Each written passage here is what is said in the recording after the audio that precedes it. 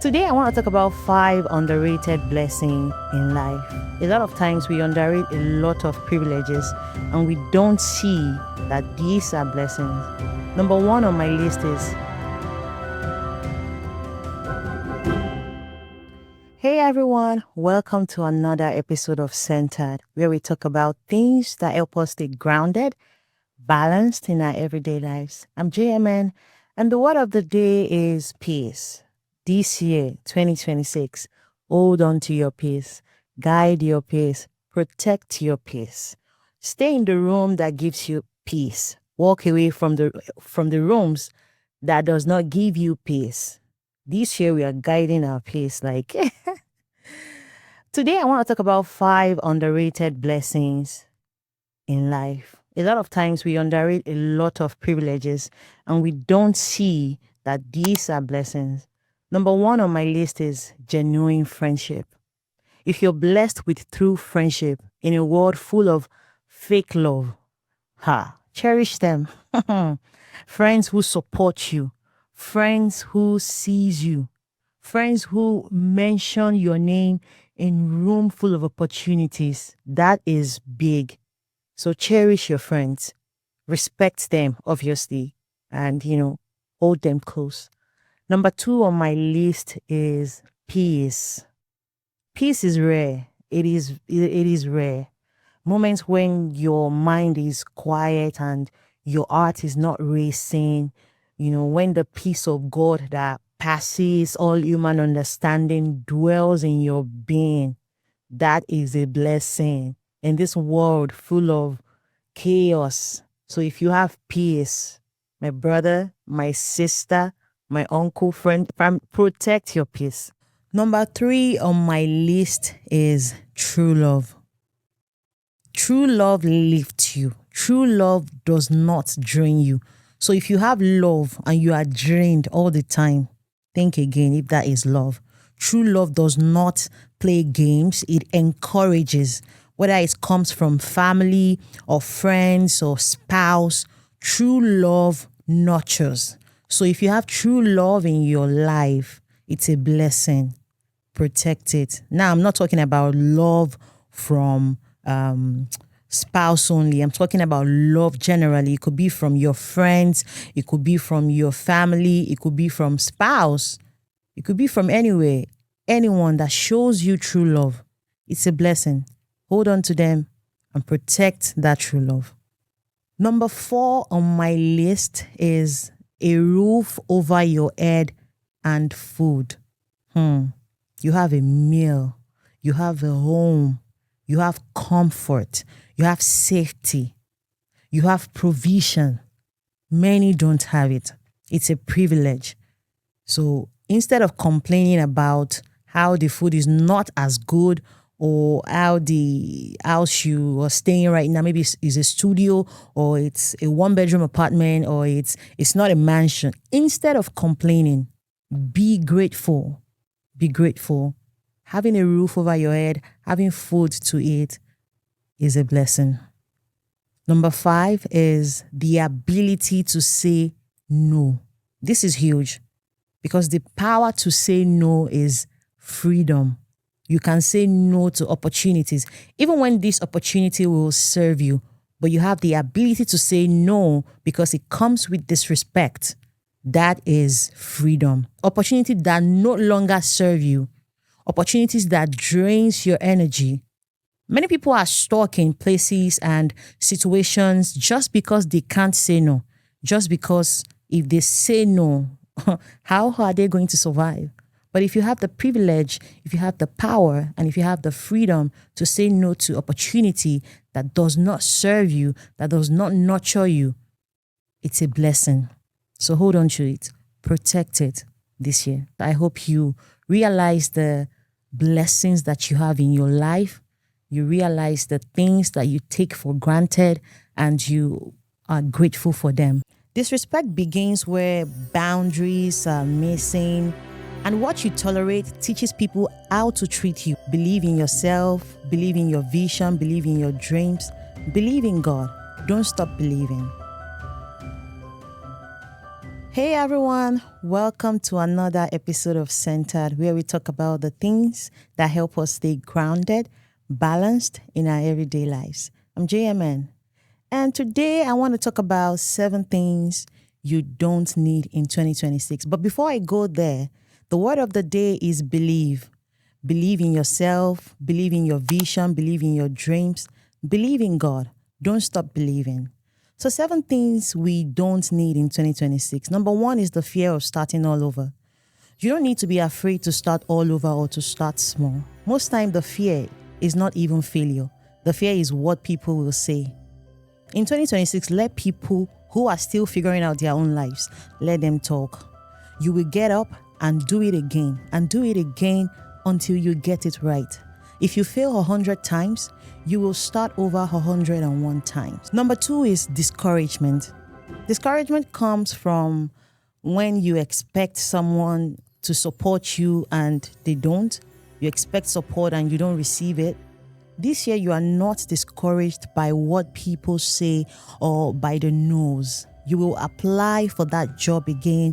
You will post that content, even if the views are still low. You will read the book. You will start that business. You will take that training and you will separate yourself from the voices that pour discouragement into your mind. Number 3 is comparing yourself to others. A lot of us are tempted with this one. Comparing yourself to others will make you forget your own progress, will make you forget who you actually are. You don't see what God is doing in your life. And again, you don't even see their own full story. You only see the highlights. This year, stay focused on your own lane. Move at your own pace. Honor your process. Stay locked in. What God is doing with them is not a threat to what is doing with you. Let me take that again. What God is doing with them, it is not a threat to what He is doing with you. Number 4 is seeking validation and approval. These, we are still tempted. A lot of us want people to accept us. Seeking approval will keep you trapped and silent. You will delay your growth waiting for permission you don't need. This year, you stop shrinking to be accepted. You trust your voice. You stand confident in your decisions. You don't need validation from people when you already have purpose. You already have you. Do you know how powerful you are? Nobody else is like you.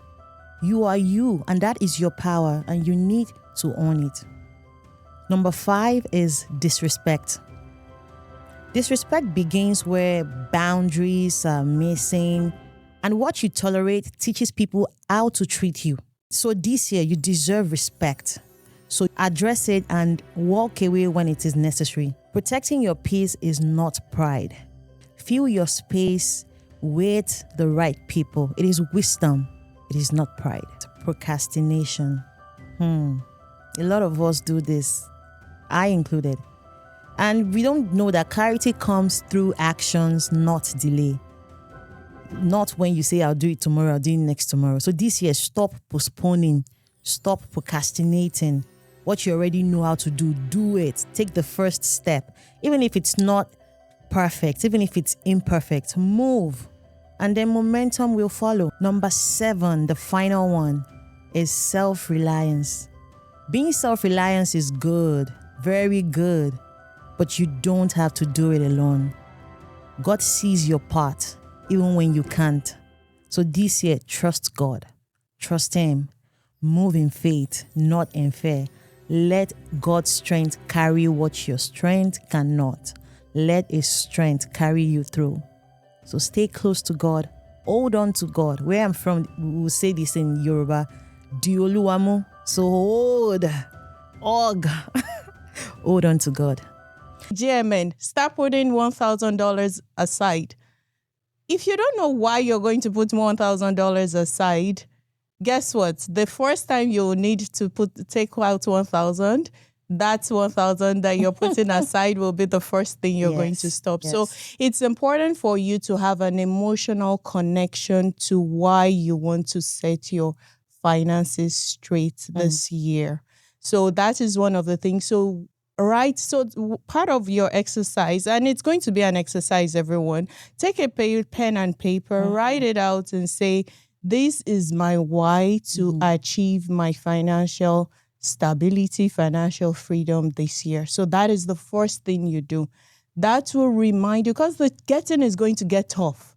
You understand? So that's when they say when the going gets tough, right?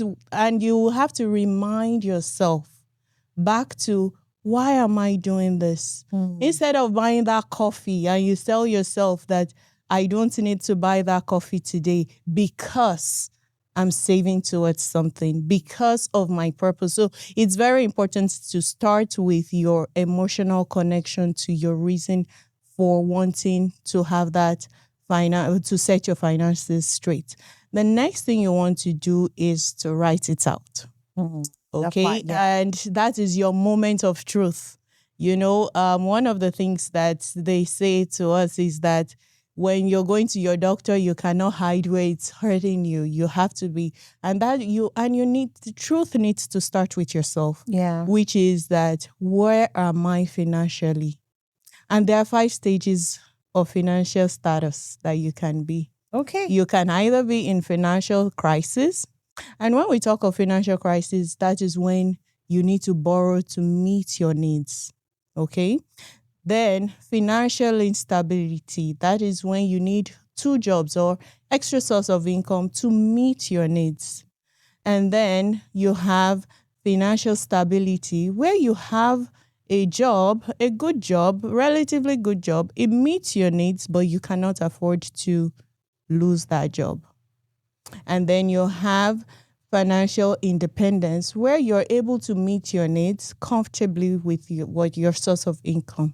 And then you get into financial freedom. Financial freedom is where you're able to not only meet your needs, it goes beyond that. Your source of income meets your needs and you're able to help humanity. I was reading about a lady. She said, 2024-5 was great for her. She showed her income from July to August and she said, I was able to build 2 houses for my parents. Okay. I was able to do this for my siblings. I was able to do this for the People go online to say, those. Oh, yeah. I saw it this morning and she even posted her income. Wow. So what am I saying here? So it tells you, 1, identify where you are, and then identify where you want to be. You cannot be ashamed of where you are, and you have to be accountable for where you have to are. Tell yourself the truth. Exactly. So understanding, okay, this is where I am. And then you have to say, whether you're sick or you're healthy, you have to be able to understand that. And then even if you say you're healthy, but you say, you know what, I want to shed some weight, or I want to, that is where your moment of truth. And this part, nobody can help you do that but yourself. Yeah. Do you understand? So understanding that, and then the next thing will be to do your assessment. And what do we mean by your assessment? You need to now put into paper. At this time, you have a pen and paper again. You have to be able to say, okay, I am here. I am at my financial independence, but I want to get to my financial freedom. I'm at my financial crisis. I want to get to my financial independence, whatever it is. And then you now come to say, what are my expenses? What are my income? That is what is coming in for me. And then you also highlight what is going out. What are my expenses? It is when you are able to identify your expenses that you'll be able to see, oh my God, I pay a subscription of Amazon and I've never used Amazon all year. Yeah. That is where you're able to shed the dead weight. So it is very possible. Someone was saying it. It was also, I saw that on a post and they were like, I did analysis of my finances and I realized I'm spending $150 on subscriptions that I do not know about. So it is very important. And one of the things that we find out is that you need to be truthful in understanding, this is where I'm spending my money on. And you cannot have sentimental attachment to those things that, and JMN was the one that introduced me to this. I don't want to disappoint her. You, like yourself, self-love, you got to cut it off. So if it's not working, cut it off. Yeah. And another thing that you also when it comes to subscription. I know a lot of us, we want to like relax, watching movies Mm-hmm. and all of that. One thing that I do is before I had this Netflix that you have to pay, I think $22 every month. Mm-hmm. And I thought, why am I paying $22 when Netflix has $7 or $7.99 with advert? Yeah. And a lot of people be like, oh, they don't want advert. I like the advert because it introduces me to things that I don't even know that, oh, this is how this is used. This is how Yeah. that. So Yeah. it's a part of it. Yep. And you're not just sitting there 3 hours, 4 hours, just watching movies. So Yeah. drop from $22 to $7.99. It's a great deal. So drop it to it. And Exactly. Amazon or other things. If I don't need it, sometimes I let them accumulate over the time, maybe 3 months, 4 months. And 1 month I just decide, okay, I have time to see a lot of movies. So I just subscribe, and after that I'm cutting it off. Don't leave it on for years. And you're not watching more than a movie or two in 3 months. Exactly. And another thing is you can even you might as well just pick one. Do I want Amazon Prime so I can have the thing is, free delivery? there are some movies on Netflix that you don't have on Amazon. So the thing is, you have to choose which one do you want to have on, and then the other one sometimes. Exactly. So, but you don't have to have both of them running at the same time. Yeah. And plus, this year we're going to get busy. We're going to make more money. Exactly. So you won't have much time. You're watching people that are making money. You also have to make money. So you shouldn't have that much time to say, okay, I have time to watch two subscriptions at a time. So that is what one of the things that I wanted to say. And you know, when you do this analysis, it tells you whether or not you have a surplus or a deficit in your income. Do you have surplus, that you have enough money, or you have deficit? And if you do have surplus, after doing that, you need to check your bank account. And it tells you, where is my money going? So most of the time, this assessment, you tell yourself, okay, I have $1,000. I should be having $1,000 surplus. Where is it going? You understand? So that is one of the things that I would say. Another thing that we are saying here is that when you're sick, right? Even individually, and I will give you an illustration here that. You know, I like to stay positive. Yeah, I know. Okay, so an individual catches a flu. Okay. You go into the pharmacy, you just pick some medications. Maybe someone tells you, oh, take this medication, take that medication. You take them.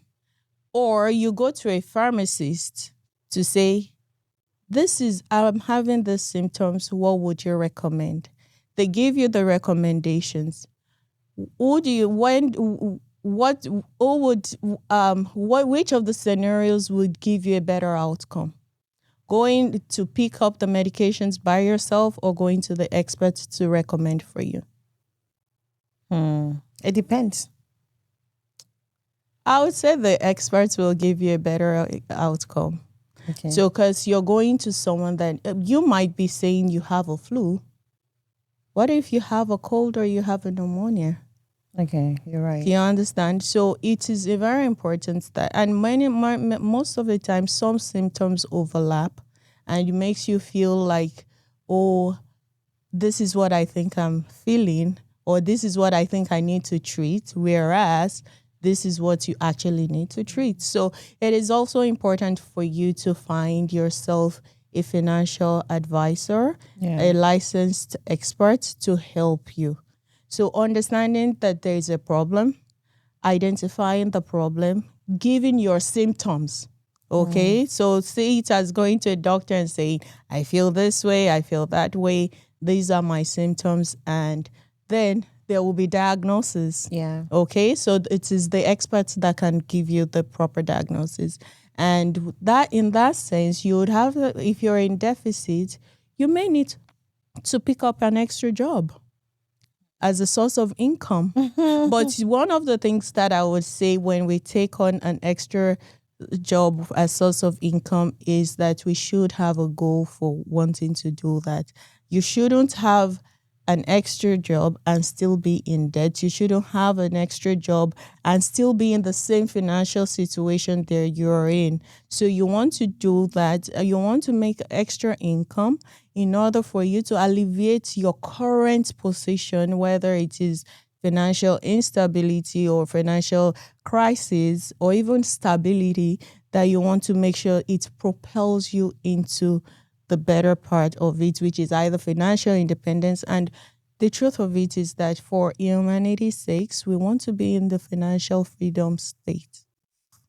The stages of financial foundation is proper protection, debt management, emergency funds, and investments. Proper protection, when we talk of that, is we don't want anything bad to happen to us. We do not pray. I like the positive view. I've always loved the positive view. But you know what? We always have to prepare for eventualities. We do not want them to happen.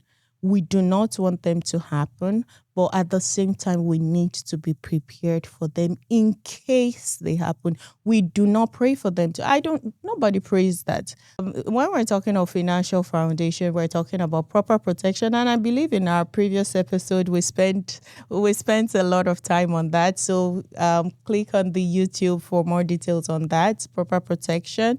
And then we have debt management. So when you look at most of the time, what takes us to the place of negative is because there is debt and you're paying interest on top or on them.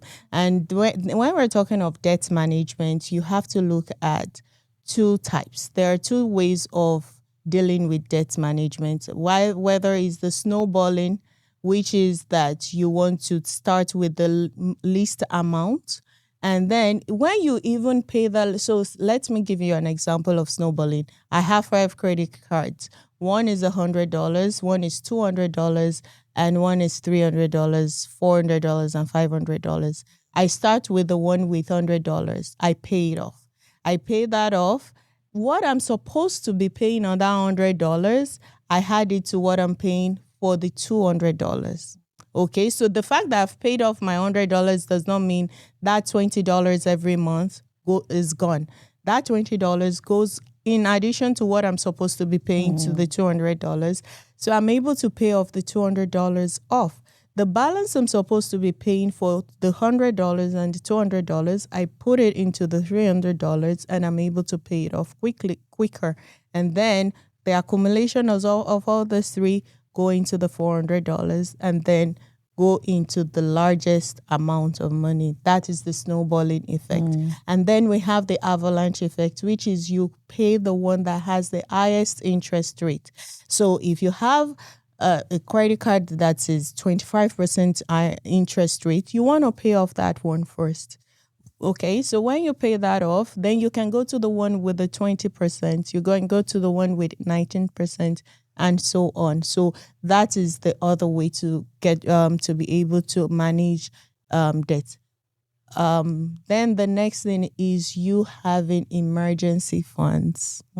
I know you love to be positive. I appreciate you being positive.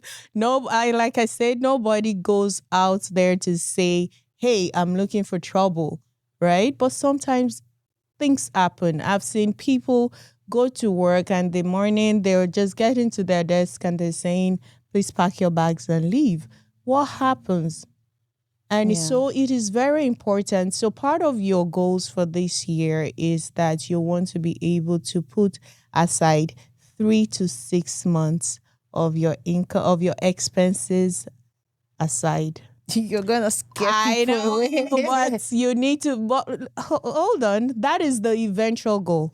Okay. Yeah, maybe they can start with like You can even 500, start with 2,000 dollars. Okay. Start small. Yeah. Okay. So $100, and if you're not in this part of the world, you can start with 100 naira. Or even no, 100 naira. I would say 10,000 naira. But it's the mindset. It's If you can put aside 100 naira, and the following week you add to it, it's a mindset. That's I'm trying true. to like say this from the perspective of everybody can save. Everybody You don't need to be extremely super rich to be able to put something aside. I agree with you. And we call something baby steps. Yes. Okay. So baby steps. I can tell you now that, what you need right now is $1 million. And you're correct. Yes, I do need it. You need $1 million. I need $1 million. Is it going to happen? Except you win a lottery today. Yeah. Or maybe go on one of Mr. Beast's game and win $1 million. Yes, but without that, you start baby steps. Yeah. Baby steps. So when we talk of emergency funds, yes, you may need 3 to 6 months of your income. That is the ideal, and that should be everyone's goal. Start with $100, 10,000 naira. Put it aside. Don't touch it. Another $100, come put it on top till you get to $1,000. Till you get to a million or even $100,000. That is how you start accumulating, and it's all about the mindset. And remember what we said back at the beginning: your emotional connection. You don't want to be doing JMN, can you please give me $20? I just available. Self-love, right? You understand? So we shouldn't be, if by the time we're calling people for help, it should be because we need a big help. Yes. But we should be able to sort out some of exactly my point. So it's very important that you have emergency funds. So start with that. Your goal might be before August, I want to be able to have $1,000 to my name, or before the end of this year. Even if your goal is to have $1,000 in your account by December 2026, that is still fine.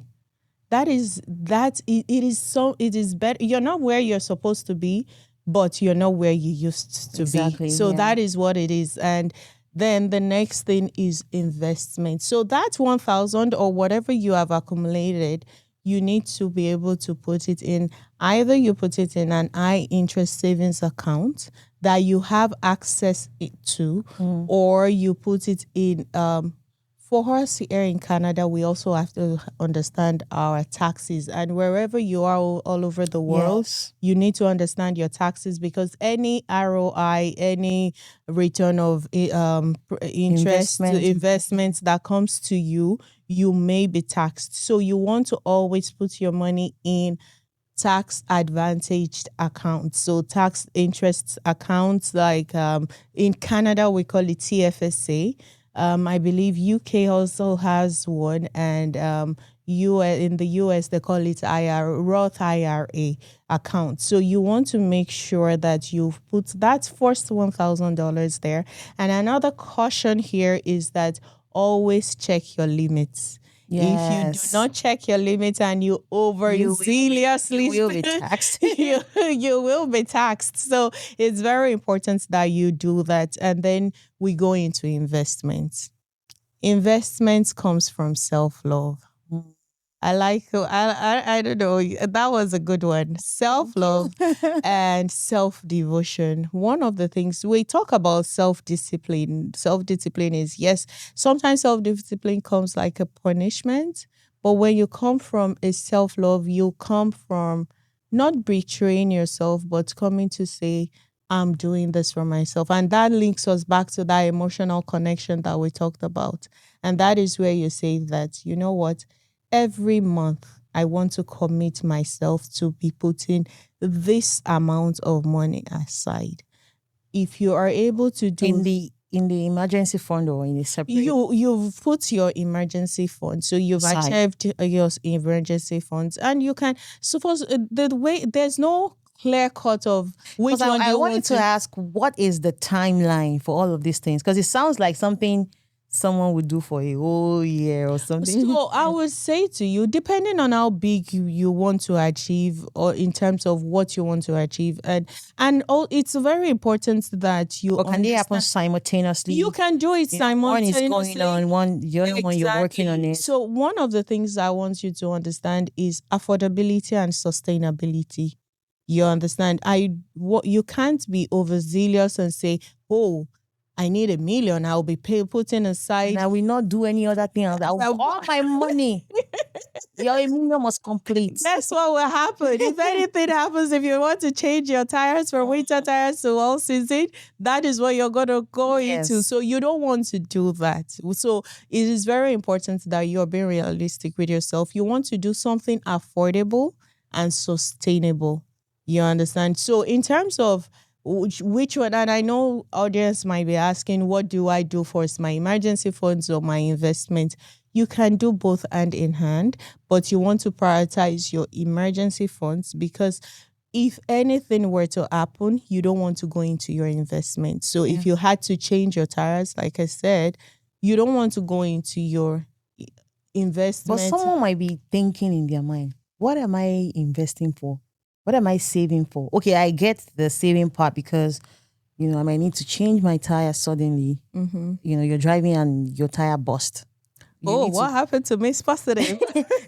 yeah, that could happen. Yeah. That's not as bad. Your perspective is scary. But let's continue. So you need to fix your tire. You can easily access your emergency fund. But when it comes to investment, someone might think, I have emergency fund. Why do I need to invest? Okay.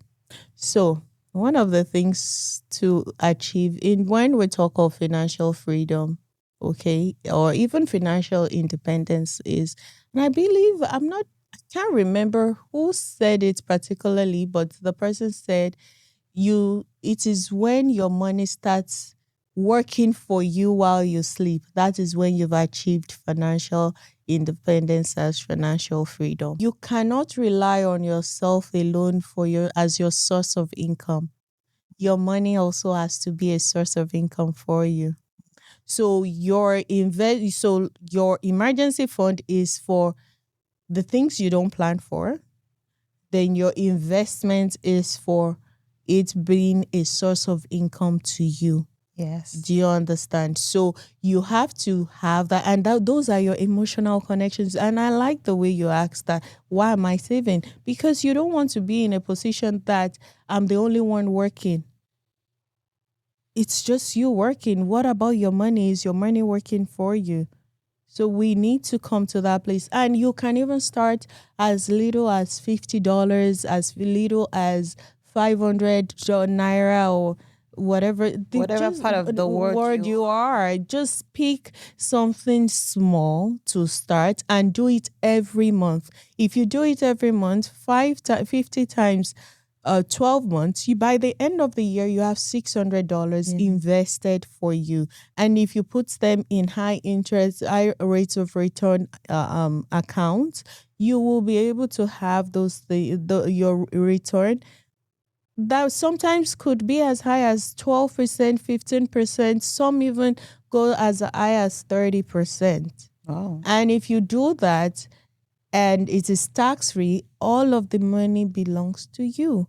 And that is when you're gradually getting yourself from that first initial financial situation you find yourself into the next level till you attain your financial freedom. So it is very important. We're not asking for you to set half of your salary into this or 75% of your salary, but you need to be able to put amount that you know that if anything were to happen to you, that is not the first thing you would cut off. Do you understand? It is not the first thing you cut off. So for me, when I'm doing my assessments with people, I'll say, how much can you conveniently set aside that when push comes to shove, it will not be the first thing you would cancel. It will not be the first thing you would cut out to say, oh, I want to stop because I can't afford it. So it is very important that you put that. And sometimes another thing that I want to say is this. The race may look slow. And they say that 1,000 miles journey starts with a single step. You need to start that step in the right direction, of course. And then when you file taxes, when you have extra income, an uncle says, oh, German, I miss you. It's been a long time. here is this $1,000. It is free money to you. You don't have to take it to the mall and start buying shoes and bags. Put it, let it generate income for you. That money, when it's time for you to, I always say that when a fish is in the water, it doesn't struggle to swim. You want to be in that financial space that whatever you want to acquire does not become a struggle for you. Yeah. So it may look hard now, um, friends, but I want to encourage you, start with baby steps. Start with something small. Take those little steps. You can do them simultaneously to say, I want to set this aside for my emergency fund and I want to start investing. And your debt management, very, very, very important. It doesn't make any sense for you to be investing when you're paying interest of 22% on a card. So you want to get rid of that debt first. And finally, like we said about protection, it is very important. I know we didn't, like I said, you can go to the previous episode that we had, but just to recap, like it is you working, you want to also be able to protect your income and protect yourself. So you need to be able to do that in terms of your life and in terms of your health. But we want to be prepared to say that there is a source of income coming in at that point so that we don't get back into that vicious cycle of debt again. So that is what it is. So it's very important. And one of the things I would encourage us to do is don't be ashamed of where you are today.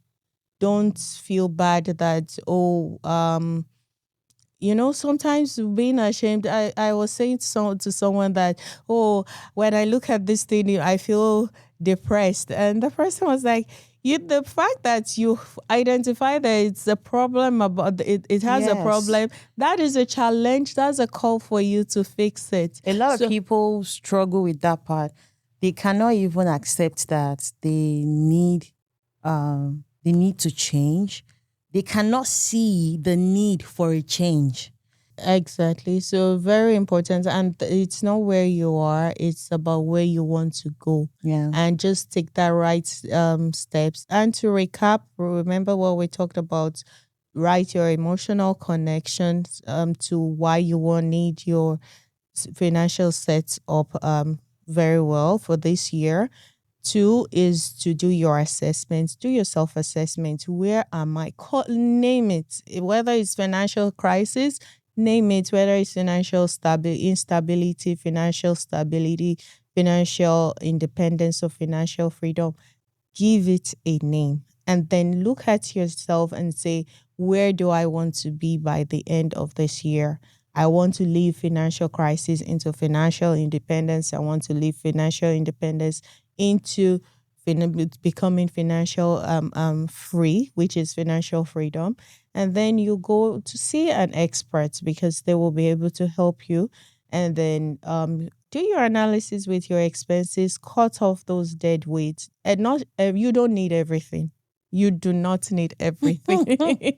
You do not need everything. Even if you live and not just subscription. Yeah. You do not need all the designer bags in the market. Yeah, and you do not need to buy need all the shoes. Cups of coffee every Monday to Sunday.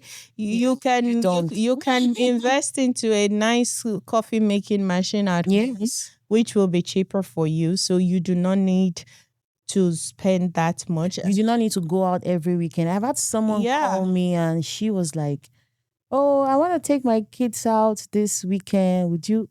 I'm like, I have not even gone out in a while. You're asking me to fund going out.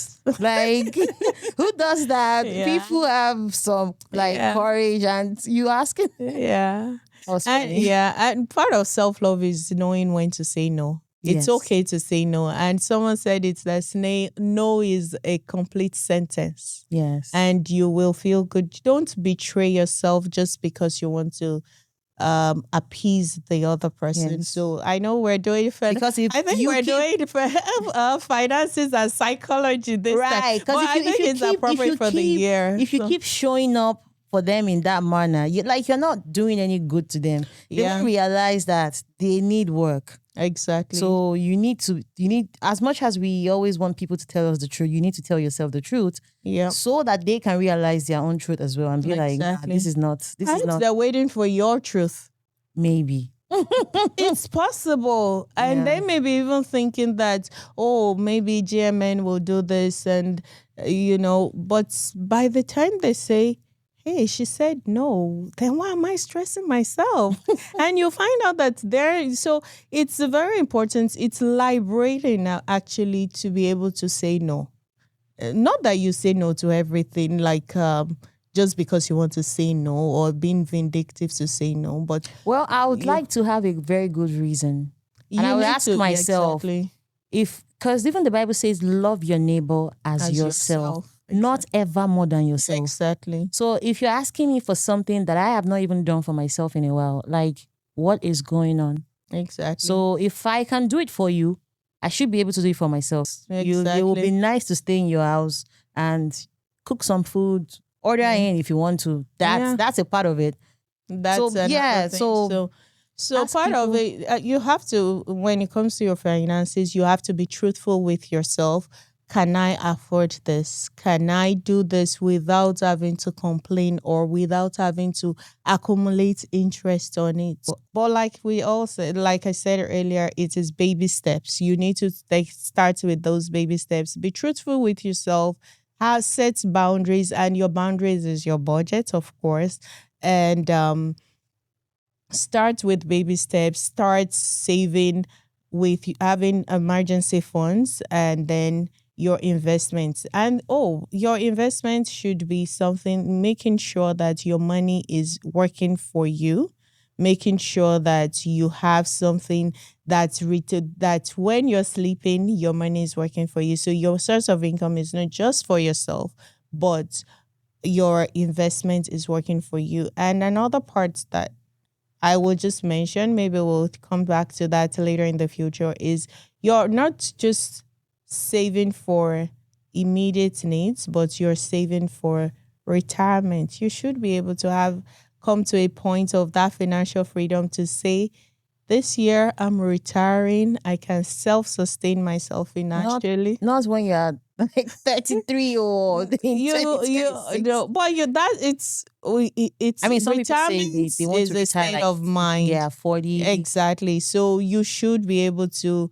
invest to a point that you can consider that point retirement. So you're not just saving or investing for a short term. You're also doing that for the long term in the long run. So that's what it is for now. So I wish you a beautiful 2026. And that wraps up today's episode. I hope you've learned something. I hope this year do better with money. We invest our money, we save our money, and we say no to things that no longer serve us. I'm JMN, and until next time, stay centered.